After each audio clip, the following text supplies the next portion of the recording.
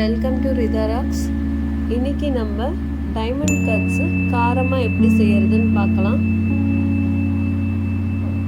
இதுக்கு தேவையான திங்ஸு மிளகு, அப்புறம் காஞ்ச மிளகாய் 3, கொஞ்சம் சீரகம். இது எல்லாத்தையும் மிக்சியில் போட்டு நல்லா அரைச்சி எடுத்துக்கலாம்.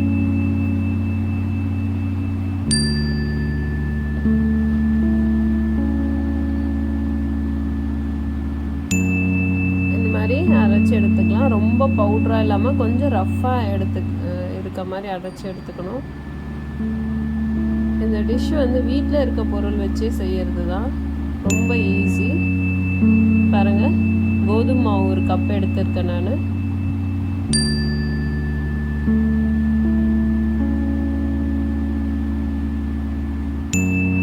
அதுக்கேற்ற அளவுக்கு சால்ட்டு போட்டுக்கலாம் நம்ம. அடுத்து நம்ம அரைச்சி வச்ச அந்த மசாலாவை ஆட் பண்ணிக்கலாம்.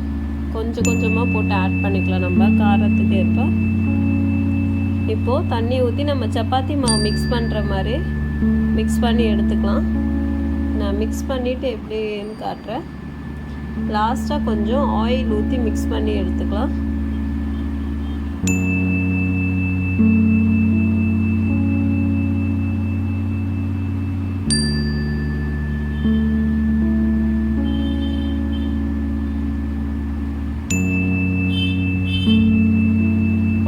போட்டு கொஞ்சம் ரொம்ப ட்ரையாக மாவாகாமல் இருக்க இந்த மாதிரி கொஞ்சம் ஆயில் போட்டு மிக்ஸ் பண்ணிக்கலாம்.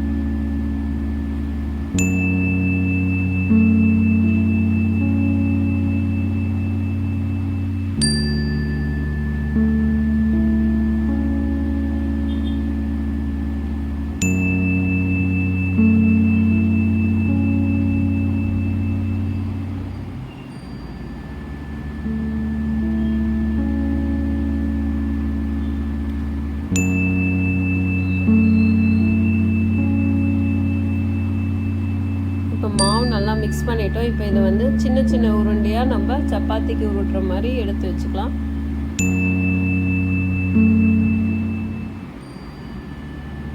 இந்த மாதிரி எடுத்துட்டு இந்த மாவை போட்டு அது மேலே இந்த மாதிரி இது பண்ணிக்கலாம். மாவு ஒட்டாமல் இருக்க. அடுத்து இந்த மாதிரி கத்தி மேலேயும் மாவை போட்டு தேய்ச்சிக்கலாம். ஏன்னா உங்களுக்கு அந்த மாவு கட் பண்ணும்போது கத்தியில் ஒட்டாமல் வரும் உங்களுக்கு ஈஸியாக. இந்த மாதிரி எல்லா மாவையும் கட் பண்ணி வச்சுக்கலாம். அடுத்து நம்ம நார்மலாக சப்பாத்திக்கு தேய்க்கிற மாதிரி தான் தேய்க்க போகிறோம். இதில் கொஞ்சம் தின்னாக தேய்க்கணும். உங்களால் எவ்வளோ தின்னாக முடியுதோ அந்த அளவுக்கு தின்னாக தேய்ச்சிக்கணும். ஏன்னா எவ்வளோ தின்னாக இருக்கோ அந்த அளவுக்கு உங்களுக்கு கிறிஸ்பியாக வரும். திக்காக நம்ம போட்டோன்னா அது பூரி மாதிரி ஆகிடும் உங்களுக்கு. ஸோ நீங்கள் எவ்வளோ தின்னாக வருதோ அந்த அளவுக்கு தின்னாக போட்டு எடுத்துக்கலாம். இப்படி மறுபடியும் இந்த கிராஸில் கட் பண்ணிக்கலாம் டைமண்ட் ஷேப்பில்.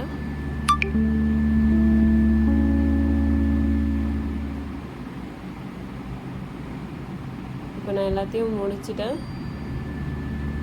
இந்த மாதிரி எல்லா மாவையும் இந்த மாதிரி கட் பண்ணி எடுத்துக்கலாம். ஸோ இதை 1 டைம் நீங்கள் செஞ்சு வச்சுட்டிங்கன்னா வெளியே ஸ்நாக்ஸ் வாங்குற வீட்லேயே ஹெல்த்தியாக நம்ம ஸ்நாக்ஸ் செஞ்சு சாப்பிடலாம்.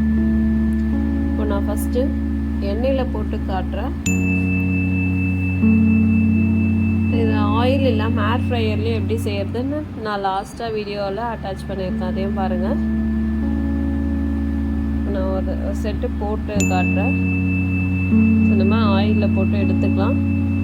இதை செய்யும் போது ஆயில் ரொம்ப ஹை ஃப்ளேம்லேயும் வைக்கக்கூடாது, ரொம்ப ஸ்லோ ஃப்ளேம்லேயும் வைக்கக்கூடாது. நீங்கள் ரொம்ப ஸ்லோ ஃப்ளேமில் வச்சிங்கன்னா ஆயில் நிறையா அப்சர்வ் ஆகும்.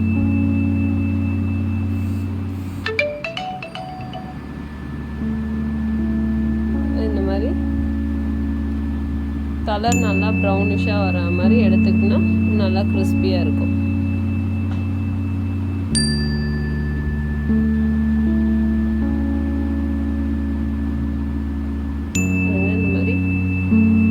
இருக்கும் உங்களுக்கு.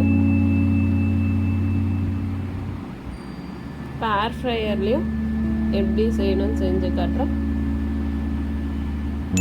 நீங்களும் இந்த டிஷ்ஷை வீட்டில் செஞ்சு பார்த்துட்டு எப்படி இருக்குன்னு சொல்லிட்டு கமெண்ட் பண்ணுங்கள்.